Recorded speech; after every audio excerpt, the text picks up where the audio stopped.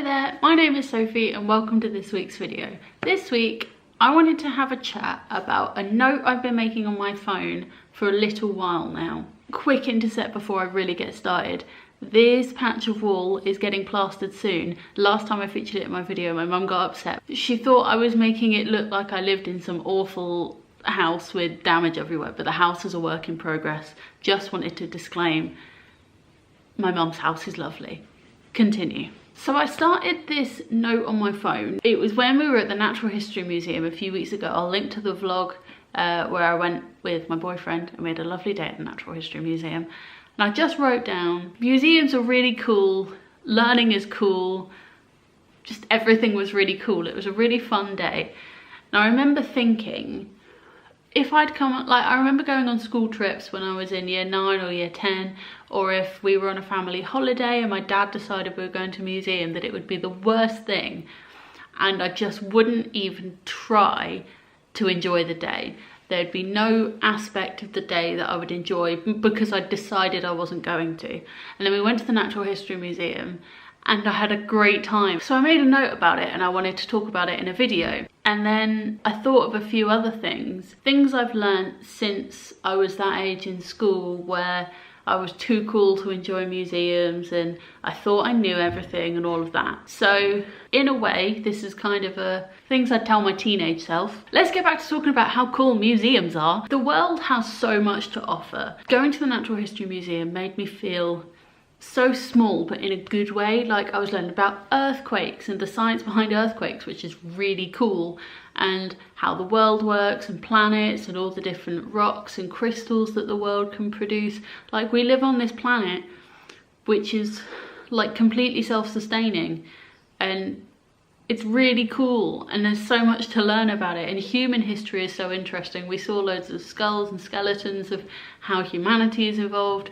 And it was just really interesting, and taking an interest in those things isn't lame or nerdy or weird. It's just taking an interest in how the world got to the point where you're living in it. Having that desire to learn makes you such a rounded human. And that kind of leads me on to my second point. I'll explain that before I start rambling again. Realising you don't and will never know anything is the moment you will become a more rounded, decent human. What I've written is, realising you don't and will never know everything will make you the most humane and bearable teenager ever. Brackets, that's when I became a decent human. I vividly remember a point when I was 17 and I had a Tumblr blog and I had a few thousand followers on there, and I just vividly remember, like it clicked. It was genuinely like something just snapped in my brain and I was like, I'm never going to know everything. I'm never going to be the one that has the answer to everything. And being able to say, oh no, I don't know about that, but I can learn and I want to learn, is a really valuable trait to have. I don't think we should ever want to stop learning. We should always want to go to museums. Learning is cool. You will never know everything though. Cool. Number 3, the third thing that is very, very important and I have a lot to say about. Life is too short to put all of your effort into someone who won't reciprocate. This for me is particularly true about friendships. For as long as I can remember, I can list people from primary school all the way up to uni who have been really close friends, and then suddenly one day I just realised that I'm putting all the effort in, I'm arranging when we meet up or when we do stuff together, and then a part of my brain just goes, oh well, just test that friendship. And maybe that's not a healthy way to approach friendships, but also whenever I have tested a friendship, I've never heard from them again, and it's taking me a long time. I say taking because it's present tense. Maybe I'm just not a good person to be friends with, maybe I'm just not very good at making friends, but find people who want you to be their friend as much as you want them to be your friend. Which sounds so pathetic, it sounds so primary school, doesn't it? But we've not got long on it. This is getting very philosophical. Like, life is short, there's so many things that everyone wants to achieve, and I'm not gonna waste time and energy on people who would never ever even consider doing the same thing for me. I've got a life to live. I've got a relationship that I love, a family that I love, a job that I would like to get at some point. I'm really passionate about my career, and I'm passionate about a lot of things, and I love with my entire heart. But sometimes it's not worth the energy of doing that with people who won't reciprocate for you. I feel like I've said the same thing 100 times, but I feel like no one talks about how hard it is losing friends. Like, there are so many songs about ending relationships and really wanting someone to notice you, but I think actually if you listen to a lot of love songs and apply them to friendships, you can kind of empathize in the same way. Letting those people go is so painful, and mourn it like a relationship. It is a breakup, even if it's not a romantic one, but it's so worth it in the long run, because you have so much more time and energy and mental space and happiness for the people that do appreciate you. This one's not as philosophical, if I'm being honest. One thing I've learned from moving out, being at uni, being in charge of making my own dinner and making sure I eat every day, is that eating things that are bad for you, even though they taste really great, is so easy, and you don't have to exercise any restraint, and it's so good. And eating healthily or clean or whatever is just so boring.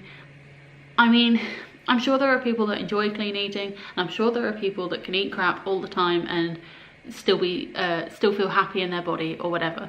But for me, eating clean is boring, and I don't like any of the food. I'm quite fussy. There's eating bad, there's eating good. This one's bad for you but feels good. This one's good for you but feels bad. But you need to find a balance, because life is just so much easier if you can find that balance, exercise that restraint, have the best of both, because then you have a healthy body that takes its toll on other aspects of your life. You're more awake, you have more energy, you're physically fitter. And for me right now, especially where I'm thinking a lot about my future, and for some reason I'm thinking about kids a lot. I'm not broody, I don't want children, but I want children like in the future, and I'm thinking about them so much. They're not even real. But eating well and looking after your body means that you will be very present in your children's lives. You'll be able to run around the garden with them, you'll be able to play with them, and you'll be there for a huge portion of their lives. And finding that balance, like now when I'm 22 or younger if you're watching this, or whenever in your life, finding that balance and coming to terms with it and finding a good routine and making the most of both worlds, because I think there is room for both. But building sustainable eating habits is so good for you in the long run. It's good for your insides, it's good for your outsides, it's good for your mental health, it's good for your physical health. It's just good. And the last thing, the fifth thing that I want to talk about, is that everything is hard work. Sometimes I think a lot of teenagers, but stereotypical teenagers, just want everything to be handed to them on a plate. I'm not trying to be offensive. This is just how I'm implementing how I felt at the time and kind of talking about it now. Everything is hard work. Nothing will come easy. If you want a good relationship and you found someone you want a good relationship with, you have to work hard to make it work. If you want a good job, you have to work hard in that. If you want to get good grades at school, you have to work hard in that. If you struggle with mental health and you want it to get better, you have to work on that. You have to practice self-care, or go to talk to your doctor, or get therapy, or whatever works for you. It has to be a work in progress. If you want something to be good, you have to work at it, but it's so rewarding when you do, especially because you've put because you put that much more effort into it. The reward at the end just feels tenfold, because you know you've earned it. If something comes relatively easy, it's probably because you've put the work in beforehand.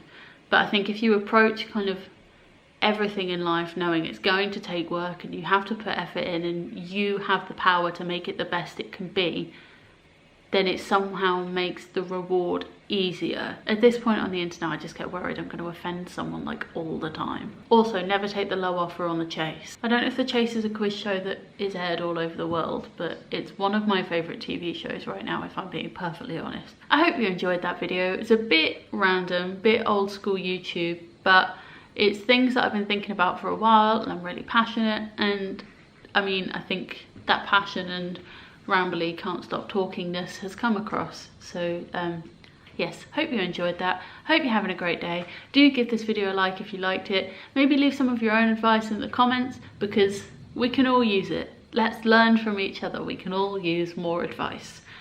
Don't forget to subscribe if you do like this video. I make 2 videos a week. I upload my weekly vlogs on a Monday, and I upload a chatty sit-down video like this on a Friday. And yeah, I hope you're having a great day. I'll see you next time. Bye.